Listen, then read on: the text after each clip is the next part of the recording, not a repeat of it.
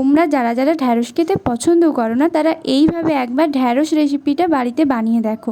সত্যি বলছি, তোমরা ঢ্যাঁড়সে প্রেম পড়ে যাবে। চলো ভিডিওটা শুরু করা যাক। প্রথমে ঢ্যাঁড়সগুলোকে গোটা গোটা করে কেটে নিলাম। এরপর ঢ্যাঁড়সগুলোকে ভালো করে ধুয়ে তার মধ্যে বেসন, হলুদ গুঁড়ো, লঙ্কা গুঁড়ো, জিরে আর সামান্য লবণ দিয়ে ম্যারিনেট করে রেখে দেবো কিছুক্ষণের জন্য। সাথে কিন্তু সামান্য একটু জল ছিটিয়ে দেবে। চলো এবার মশলাটাকে রেডি করা যাক। মশলার জন্য নিয়েছি কালো সর্ষে, পোস্ত, দুটো কাঁচা লঙ্কা আর কাজু বাদাম। ব্যাস, এগুলোকে একসাথে পেস্ট করে মশলা বানিয়ে নিলাম। এরপর কড়াইয়ের মধ্যে তেল দিয়ে ম্যারিনেট করা ঢ্যাঁড়সগুলো ভালো করে ভেজে নিলাম। এরপর এই একই কড়াইয়ের মধ্যে টমেটো কুচি, গোটা জিরে, জিরের গুঁড়ো, হলুদ গুঁড়ো, লঙ্কা গুঁড়ো দিয়ে ভালো করে মিক্স করে নিয়ে তারপর কাঁচা মশলাটা দিয়ে দিলাম আর তারপর দিয়ে দিলাম সামান্য একটু চিনি। এরপর মশলাটাকে ভালো করে নাড়াচাড়া করে ভেজে রাখা ঢ্যাঁড়সগুলো দিয়ে দিলাম এর মধ্যে আর সাথে দিলাম সামান্য জল।